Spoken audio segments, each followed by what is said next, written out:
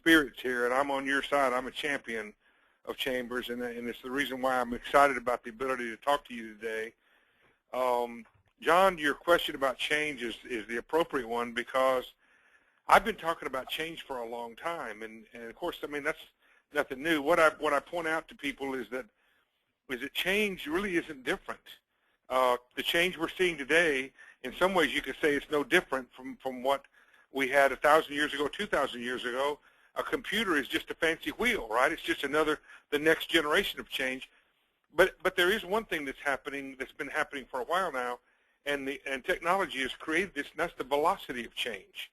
As I write about in my book, the model generations between what works today and what your next thing that will work will be, whereas maybe a few generations ago, from one model generation to the next might take 20 years or 5 years or a year.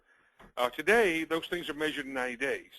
Some people call it the internet an internet year, right? But so change is happening a lot quicker. But there's even something else going on right now, and this is what the book is based on.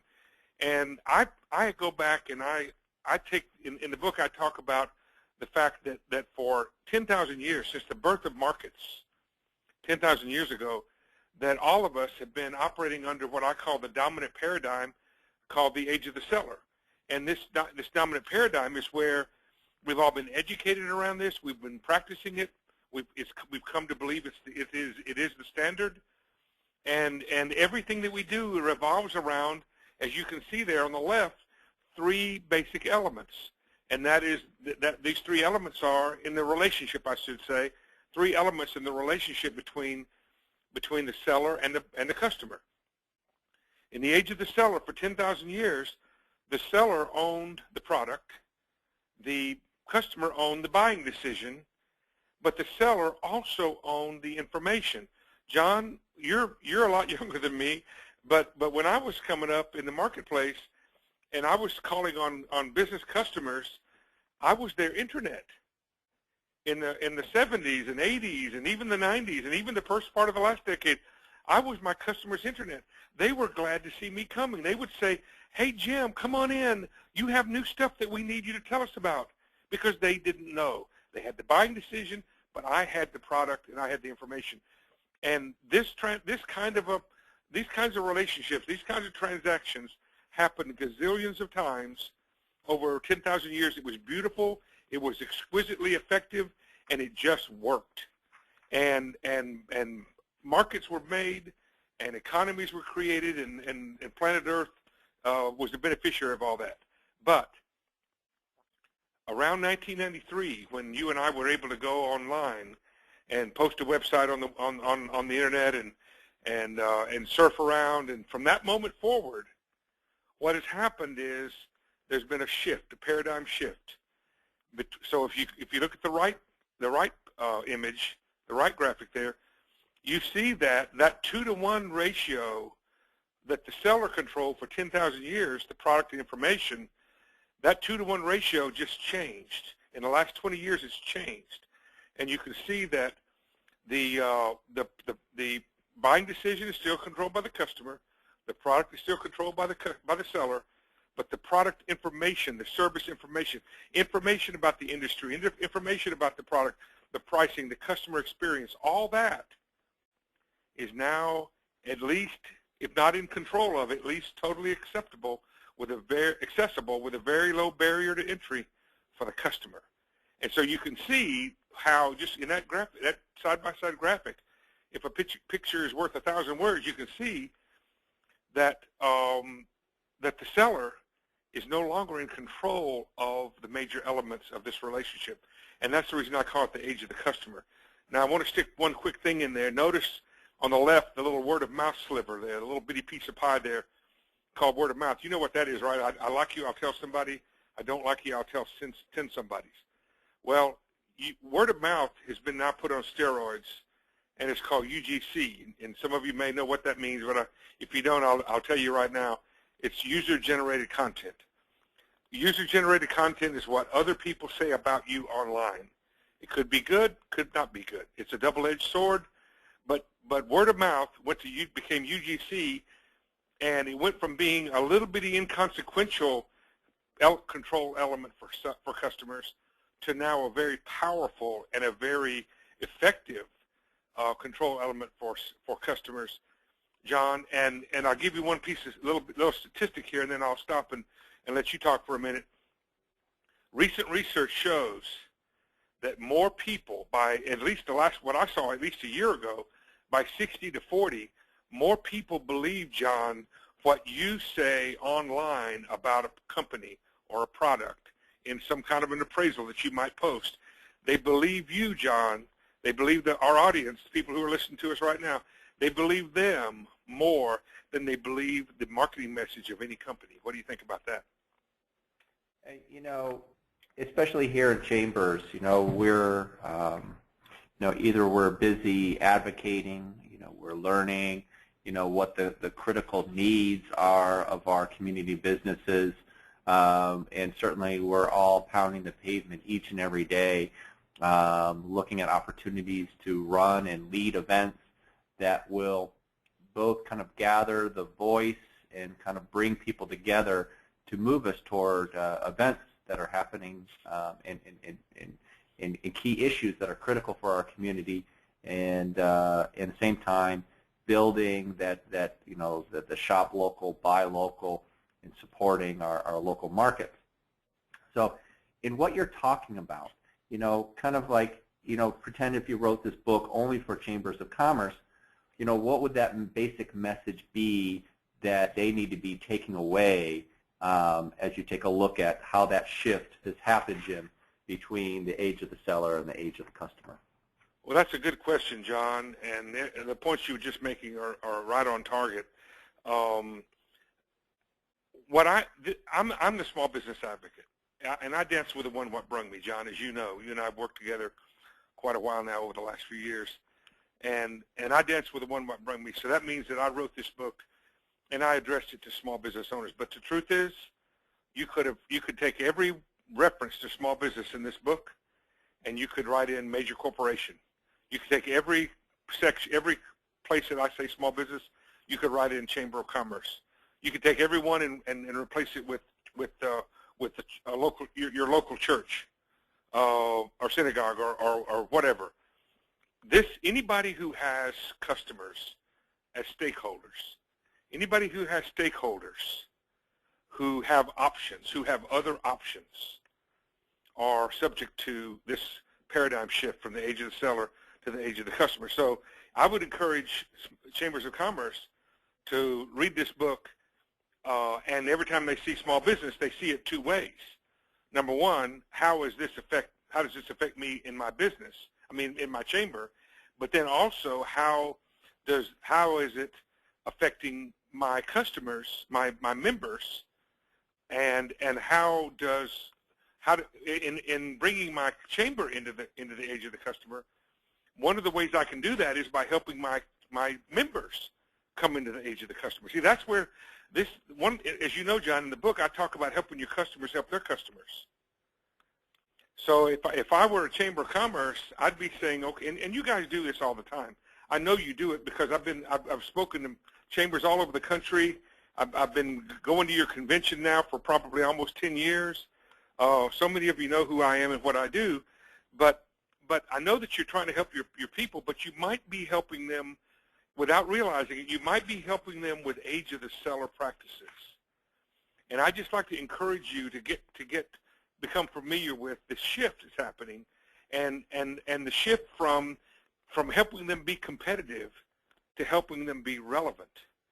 Because you're still going to have to be competitive, my friends. Your chamber's going to have to be competitive. A business is going to have to be competitive. But long before anybody is able to evaluate whether you are competitive or not, they may rule you in or out because you're not relevant to them. Let me give you a quick example, John. Let's say that we've got some 20-something millennial who wants to start a business, and somebody said to them, "You should join the Chamber of Commerce." Some grizzled old veteran like me said, "I think you should join the Chamber of Commerce." And they said, "Oh, really? How much is that going to cost?" And I said, "I don't know. $250, $300 maybe a year, but it's a great investment. Here are all the things you can do. You know, I tell them all the things that I do when I help chambers, you know, get new customers, new members. And they say, okay, you know, I trust Jim. I'll take a look at that. So they leave me and they go out and in the hall and they bring out their smartphone and they look up SheboyganChamberofCommerce.com or whatever, and they find out that the website is not a mobile website. It's not optimized to fit in their little screen, the one that they love and actually read books on. Well, right there, before they ever, I mean, maybe they've already decided, well, you know, okay, I could probably swing $300 a year, or I could see where this other thing would help me. If they go to their mobile phone and you're not optimized, you're not relevant to them in that moment. And I'm just using this as just one example of you know, who knows how many kinds of relevant touch points there are. But for that person, for example, at that moment, you wouldn't be relevant to them. And John, I suspect that would turn them down the road of not joining, or at least not taking the next step.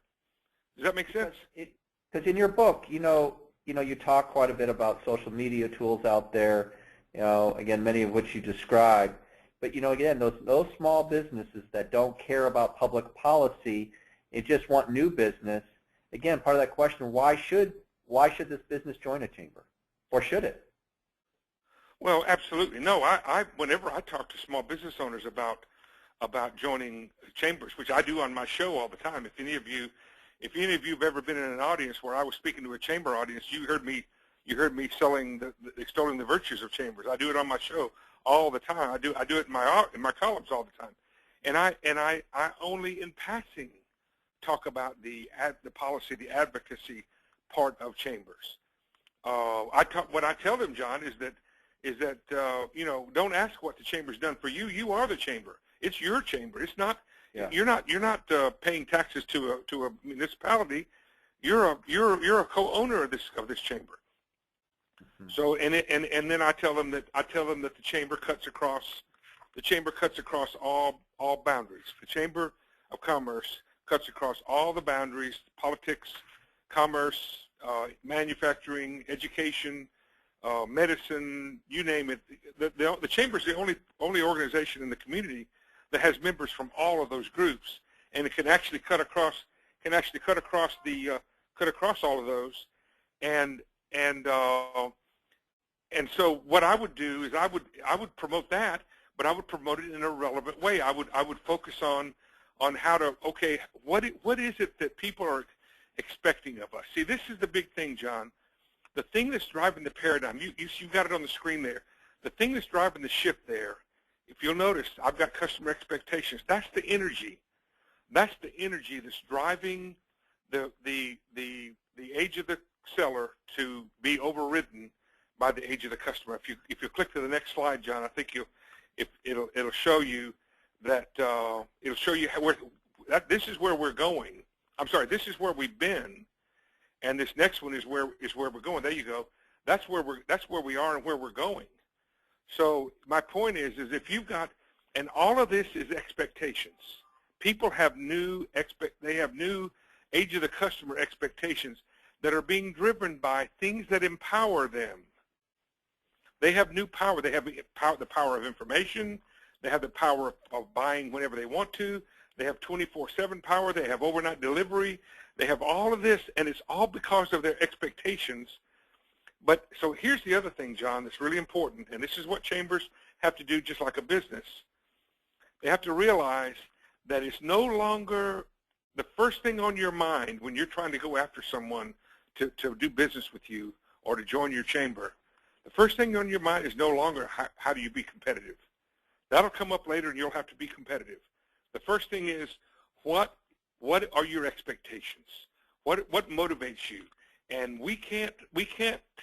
Anybody who's still thinking about customer expectations, member expectations, based on age of the seller practices, you're gonna be ruled out. You're gonna become irrelevant. And the people who are ruling you out are not mad at you. They don't have time for you anymore because you've become, as I say, irrelevant. Well, one of the challenges that we experience quite often, Jim, is that we see across the country many chambers, for a better word, downsizing. They're running leaner. Yep. I just spoke with a chamber exec today in Tennessee, and she's taken over a role of 4 others. Yep. So she's being stretched thin. And I guess what I'm getting at, Jim, is that when speaking with her today on the phone, I could tell that she did not have a lot of time. Right. She just wanted to know, where can I get information quickly that's going to help me yesterday? So you talk about technology, you talk about the age of the customer and how that's driving how we get information. And as a business, I think we all know that we need to be responsive, but honestly, I think we're still challenged in figuring that out. For example, how do we use social media? We're using it, but I'm not sure a lot of us have figured out how to measure it successfully, to really to target what's working and what's not, to effectively address the 4 different generations that are either working in the workplace, the changing demographic of business owners. So certainly the time and responsiveness of wanting to get information faster, sooner, is happening. Is this something that's fairly something new in the timeline? When we're looking up here on the screen, on your slide, where we're heading or where we're going, maybe could you speak to a little bit about in the evolutionary processes of chambers and how we're learning to be responsive? Maybe the question is, how are we doing? Well, John, there are several factors that chambers are facing right now, and I don't have to tell our folks, our friends listening to this, but obviously the economy is still struggling out on Main Street. It's still tough in many places out on Main Street. Never mind Wall Street, but Main Street is still having a tough time. And in many places, way too many places, the economy is is basically limping along overall at a 2% or less rate. That's not conducive to chamber membership. Everybody knows that. We also have a demographic thing going on right now, where we've got 2 new generations coming up, Gen X and Gen Y, but especially Gen Y, who are taking their place in the marketplace, and they have completely different attitudes. I mean, I joined my Chamber of Commerce on my own in my 20s. But a lot of these young people, they're having trouble seeing the relevance in a lot of things, like a phone book or a post office. The 20-somethings I don't understand why there's a phone book or why we even have a post office anymore, and they're serious about that. So those are institutions that increasingly millions of Americans are going to have, and so we've got to figure out a way to address that, because I believe that the world will not be a better place without chambers. And yes, there's probably going to be some consolidation, and we all know that sometimes chambers are created and spun off of another chamber. Maybe they shouldn't have been. Ebbing and flowing of businesses and chambers is not going to stop. That's going to continue. But I'm going to come back to this expectation thing, and I'm going to say that there was a time when you could look around at the marketplace, you could look around at your competitors, and you could say, okay, based on what they're doing, I'm keeping up with everybody, I'm doing okay, and that's what I'm going to watch. Today, you can't watch the competition. You can't watch the marketplace. You've got to be close to your members, close to your customers. You got to find out what their expectations are. And I hate to bring up the mobile example, but it's just such a good metaphor for everything. I've been telling small business owners for 5 years, if you don't have a smartphone, you don't know what your customer expectations are. More and more of them are doing business on a mobile phone. More and more of them are dealing with their customers who are doing business with mobile computing. But it's more than that. It's the social media, as you said, John. It's what do they expect? How do they expect? What is their sense of urgency? Your chamber members need help understanding that the rules of selling have changed. John, as you know, chapter 16 in my book is all about how the rules of selling have changed. And I'd encourage chamber members to look at that chapter. That could be very helpful to them. But if I were leading a chamber right now, and I'm not a pro like your folks are, but if I were leading a chamber right now, I would be calling on people saying, tell me how your world has changed. Tell me how you do business. And I'd start collecting that information. And I would particularly be listening to them talk about any kind of pain, any kind of frustration that they might be having from customers. How much of their pain about business, about sales not being where they think it is, how much of that is the economy, and how much of it is that their customers no longer find them relevant? So if I were trying to make sure my chamber were relevant to their members, I would be trying to help these chamber members be relevant to their customers. And this is something that chambers have done in the past, but probably not as targeted, not as specific a specific an activity maybe as it's going to have to be in the future. I hope that helps. So, I pulled up the slide here about an age of the customer. Cold calling is a fool's errand. Yeah. We're, as chambers, we're constantly open and seeking, members, to expand our membership base, Yep. To find members, to connect with other members, to generate networks, whether it's around public policy or trying to move around a component of advocacy and community development. And so can you speak to a little bit about what you mean by this, and something why we all do quite a bit, cold calling, in the meaning of fool's errand? Well, this goes back to one of the first things I said, and that's that in the old days, customers expected somebody to call on them all the time. Absolutely. I mean, I would literally drive around in a car and call on people I knew and people I didn't know, and I was good at it, John. I mean, I'd get in the door of nine out of 10 times. I'd get inside. I'd get to the decision maker 9 out of 10 times. I was that good. But that was because whether they liked me or not, they felt like I might have something that they could use. Something would give them an advantage. Well, guess what? They don't need me to do that anymore. But what about this? What if they thought that the chamber member calling on them, they had some reason to believe, they'd learned, they'd heard someone else say, or for whatever reason, they had some reason to believe that there are people in the chamber who understand what I'm going through with my customers, and they've got a perspective that they help my neighbor with, that help them create better relationships with their customers. I think I'm going to listen to them. So then when the chamber reaches out to them through a call or a phone call or whatever, they're going to be ready to go. I'm going to tie this into something I've been fussing in chambers about for 25 years.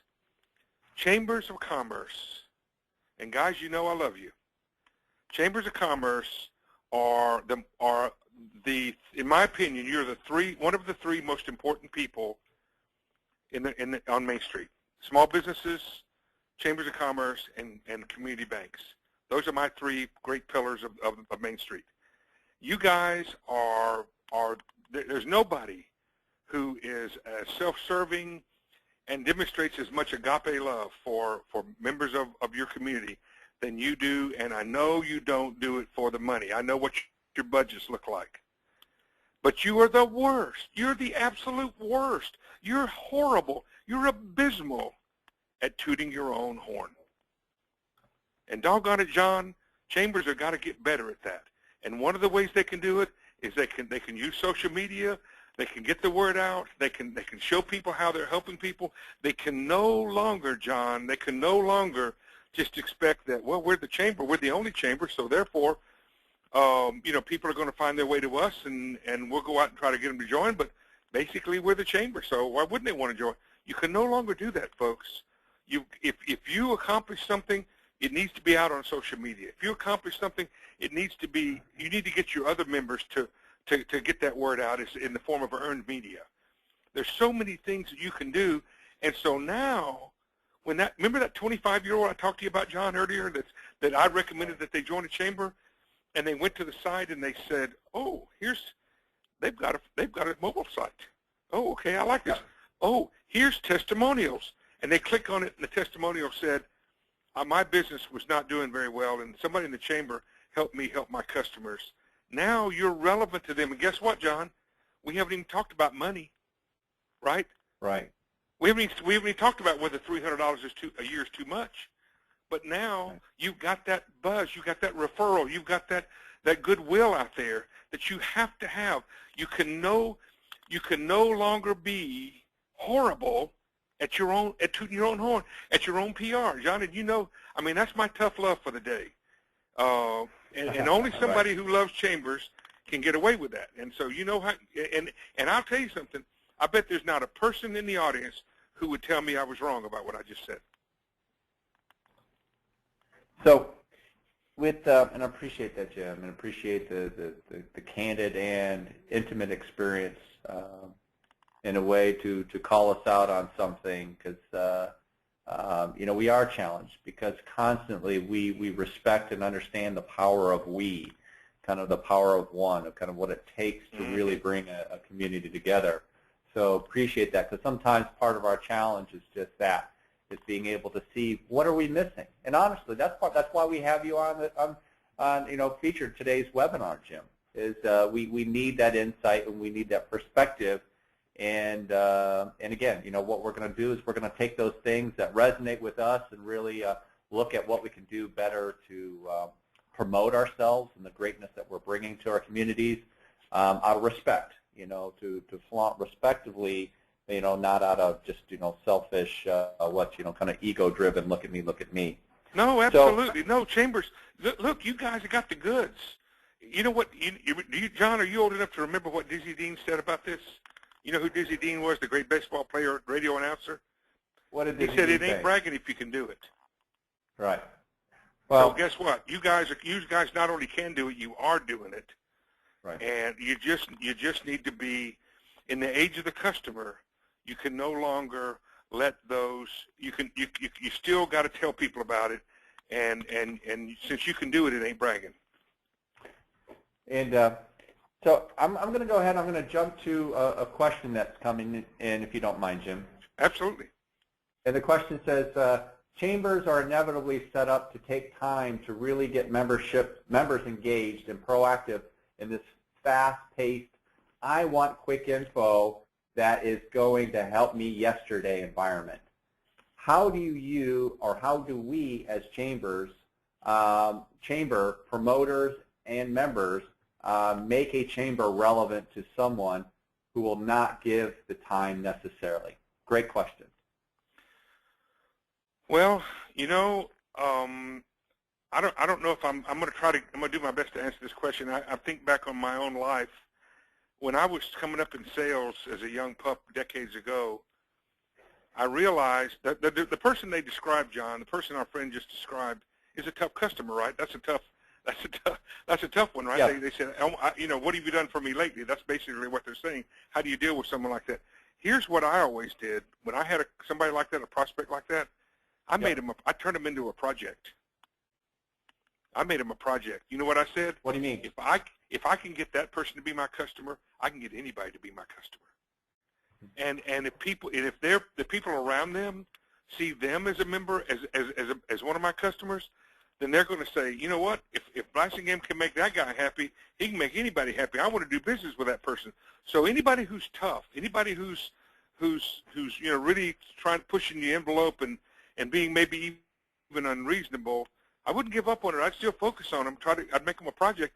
But now and then our friend could also say, yeah, that's fine, Jim, but you didn't tell me what to do. Well, I would go and I would try to spend some time with that person. I would find out, as I said, you're going to have to get closer to your members. You're going to have to be. You're not going to be able to sign somebody up and not get them something that they can use for a year until it's time to renew. You're going to have to push something out to them.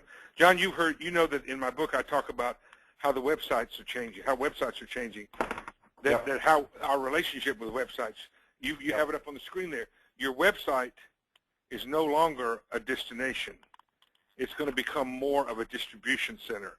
And so, if I were the chamber, I mean, my chamber continually pushes out lunch and learns, and I know you guys are all doing those things. I know you're doing that, but you're probably going to have to when you do one of those lunch and learns, then you got to follow it up with comments on how much people enjoyed it, and feedback, and put that feedback out there. This is all part of earned media. You know, there's paid media, which is advertising. There's owned media, which is brochures, and then there's earned media, which is what other people say about you. And So chambers of commerce are going to have to get better at earned. Well, everybody, small businesses, everybody. The holy grail of marketing in the age of the customer is earned media, digital references, things like that. And so that's what I would do. I mean, I would focus on. You got to create the program, you got to deliver the program, and then you got to talk about it.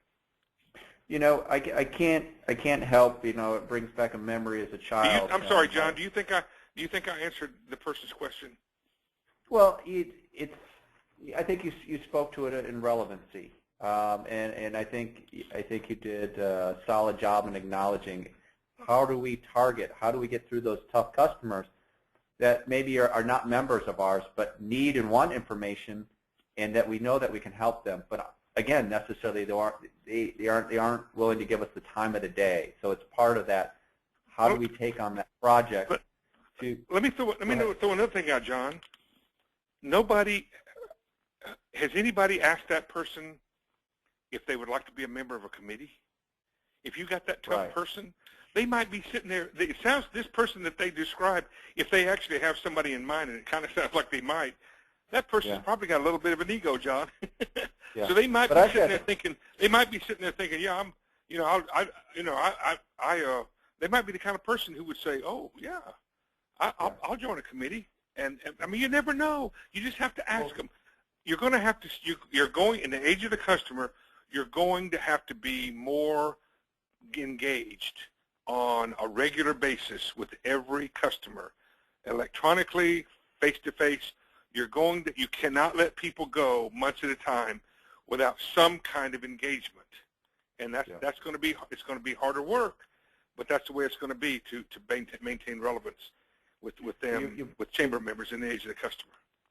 You bring up a couple things, Jim, that I think are interesting, and one that is that, you know, we talk about sales, and really a way to bring a customer on is being able to solve something for them, showing resolution or solution to an issue that they haven't been able to find a solution elsewhere. So I really like what you're talking about in using either like inviting to the committee. You know, that just is an example to get us to think outside of the traditional, hey, get a membership, join us. More than you might not be able to wait for them to ask you, can I be on a?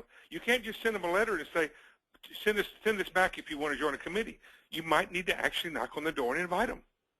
Right, but to get them involved in other ways, including when you're talking about the website. You know, I could see where there's individuals that maybe want to utilize. Because traditionally, you know, I think of, you know, the networking. You know, there's a certain value of experiencing where you're in the same place, rubbing shoulders with the powerful business owners in the community, the decision makers, and where some of those businesses, they may just want to come on board to get information. So what information can you offer me that I'm not getting anywhere else? So I really like that kind of thinking, Jim. And so a question here is, will customers, those chamber members, remake the chambers of commerce? And if so, kind of into what, as to where you see things heading? So, okay, you're asking me if our members will remake chambers? Yes. Well, I don't think there's any question about it. I mean, don't you think that chambers are different today than they were 100 years ago? And you know, they were 50. Yeah, I don't think if I understand your question, I don't think there's any question about that. And that's what I'm talking about, because you know, I remember when chambers were you almost had to get I've seen some chambers where you almost had to get permission to be a member of the chamber, you know, and they were stuffy.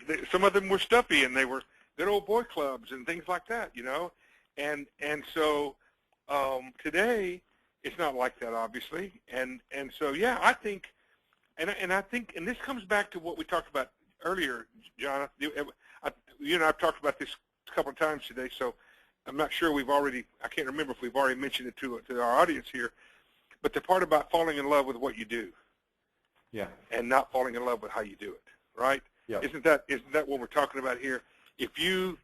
One of the things I've been saying for a long time, folks, is it's okay to fall in love with what you do. It's not okay to fall in love with how you do it. And so that's it right there. And so I've been saying this for a long time. And so to Chambers of Commerce, I would say to you, congratulations if you love being a member of, if you love working for Chambers. I know hundreds of you, if not thousands of you, who love being members of a chamber. And you're saying right now, you might be saying right now, boy, I love being a chamber professional, but I don't know if the profession is going to love me for the rest of my career. Well, guess what? I think it can, but not if you fall in love with how you do it. Not if you fall in love with, and I'm not trying to create anarchy here, John. I'm not trying to be, yeah. I'm not trying to be controversial or provocative, but there's no question that especially the younger generation, John, and all the technology, there's no question that chambers are going to change.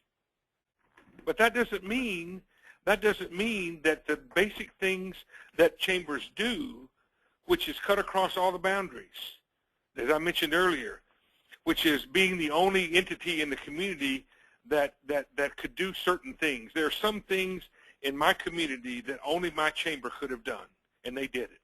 And then they didn't brag on themselves. Then they didn't talk about it much. But yeah, there's no question chambers are going to change, and our membership is going to make that happen. And that's what I'm talking about right now. Yeah.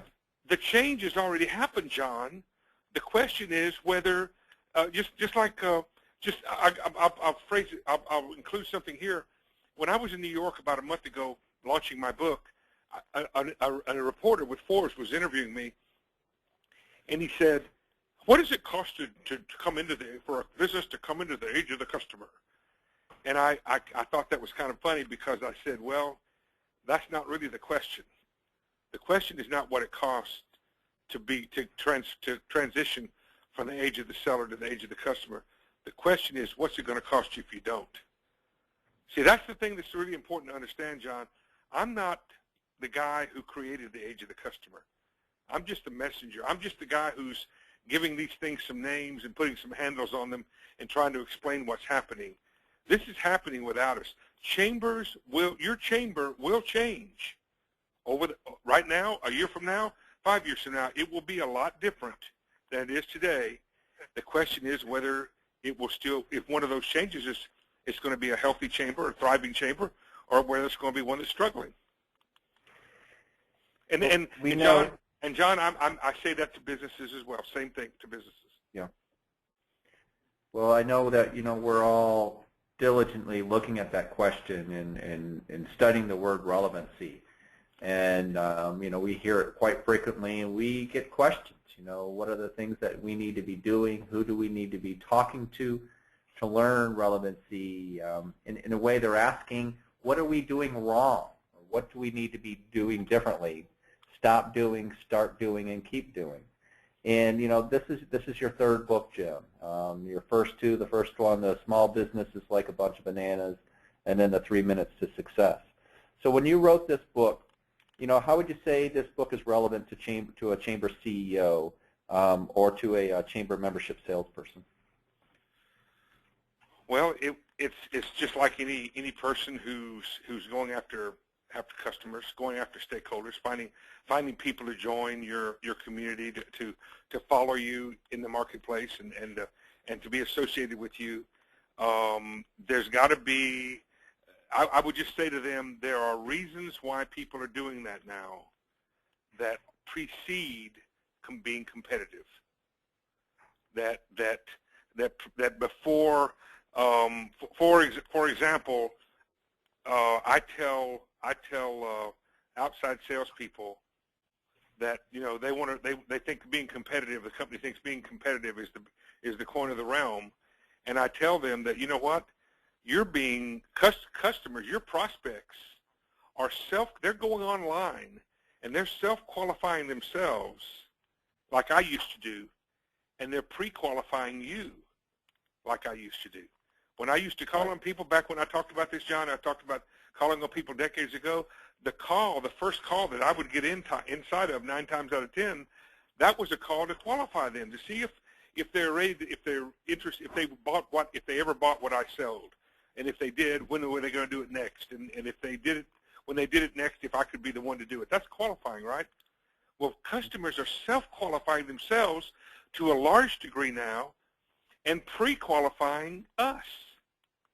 And so any chamber that doesn't understand that, any chamber exec, any chamber salesperson has to understand that for somebody to join, if they join the chamber, if they let you call on them, it's probably because they've already found out that you guys have got the goods. You deliver the goods. Somebody else has said you're worthwhile. And that when you talk to them, you don't just talk to them about all the wonderful things the chambers can do for them, but you actually say, tell me about your business. Tell me where you're stuck. Tell me what you're trying to do with your customers. And then see if the chamber can't make some kind of contribution to that. Helping your customers help their customers is a major relevance factor for chambers and businesses alike. And I think and thank you for those, Jim. Those are great reminders as we're looking to not just network, connect our members and our community players. Ultimately we know that we're trying to resolve and bring solutions to those challenges. So I think those are good questions, Jim, and I appreciate you sharing those. I've jumped to the last slide here, and there's a quote that says, "The future does not fit in the container of the past." Can you? I'm so mad at Rashad for saying that, because that's what I should have said. He beat me to it, John. I'm still isn't that powerful? So tell us a little bit, kind of like maybe what were you thinking and what are you seeing based on your research and writing the age of the customer? Again, is this about a relevancy? Well, the main thing I want to show you is if you look in that slide, the bottom right there, the little bitty gray triangle area, right? The age of the seller expectations, customer expectations, that represents how many people are still willing to let you talk to them about joining the chamber the way you used to. And the red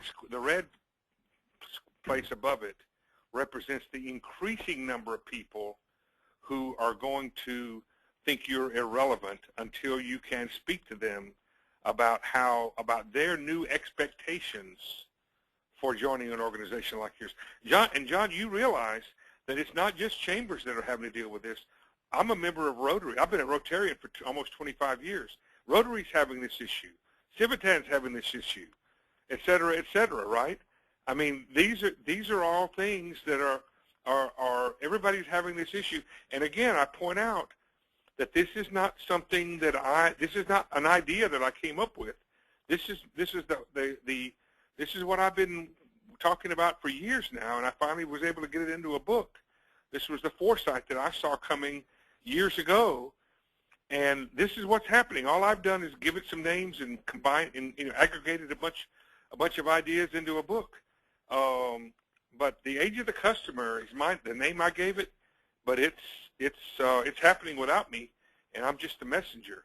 And so I just encourage people to realize that long before, if you're trying to be competitive, you still have to do that. You're not going to get away from that.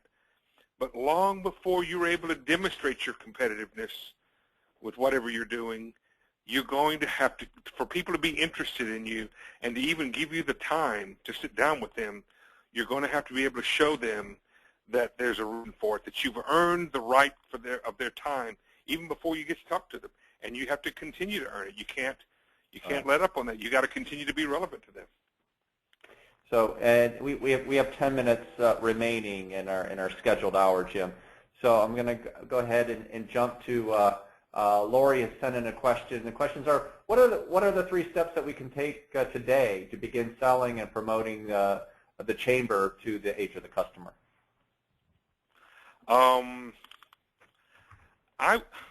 Here's a specific one.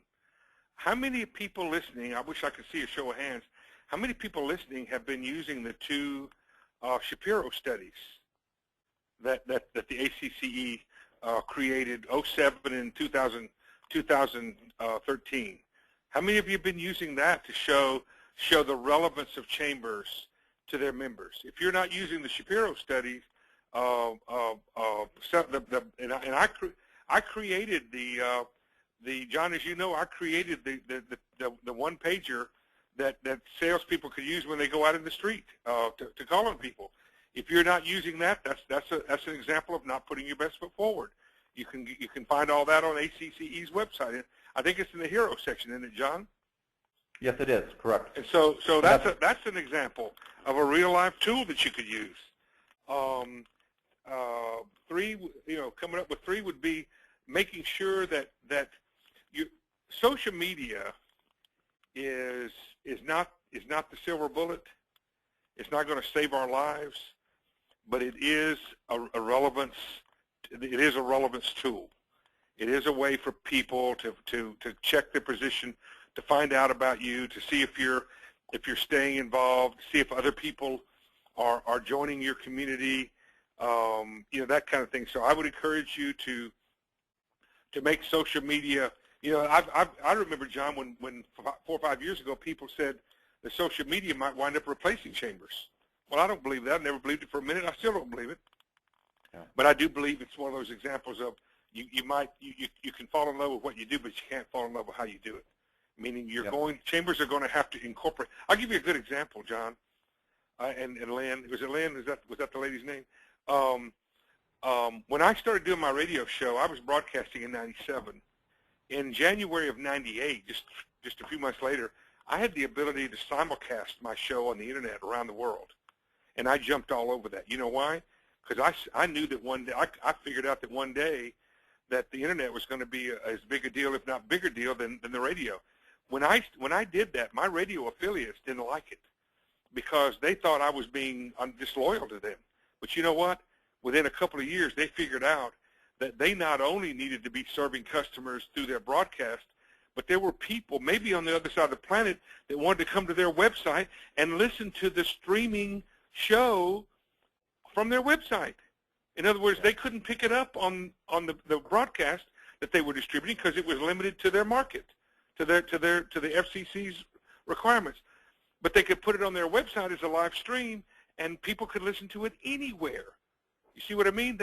So instead of being mad at me because I was putting something out on the internet as well as on the radio, they realized that, you know what, we've got to get with the program. It's okay to fall in love with being in the radio business. We can't fall in love with how we deliver our product. That's another one. And I don't know. I'd have to think about a third one. I don't know if that helps or not. Well, we just have just a few minutes left, but I wanted to give a shout out to Kim out of Howell, Michigan, the Howell Chamber, that they've been using the Shapiro study since 2009. Hey, Kim, I'm giving you a standing ovation. And I noticed Shelley. Hey, I'd like to know if Kim agrees with me about that. If they've been using it, right. I guess that means she does. But she could have also said, "Nice job, Jim." Right, John? She could at least stuck that in there. Right. Nice job, Jim. We know that. And I'm going to do something here that I haven't done before. I noticed that in our attendees list, Shelley Wright has her hand raised. So, Shelley, I'm going to. This sounds dangerous. Are you there, Shelley? Yes, I am. Hi, Shelley. Do you have a question? No, I think I've just been so diligently flipping from Jim's website and going all over the place, I inadvertently pushed a button. Hey, okay. Shelley, I'm so glad you did. It's good to talk to you. How you doing? Very, very fine. This has been really wonderful. Thank you. Thank you. Are you coming to Cincinnati in the summer? I will not be there, but my CEO will be. So we're Okay, looking well, forward to bringing good stuff. you tell him to look me up.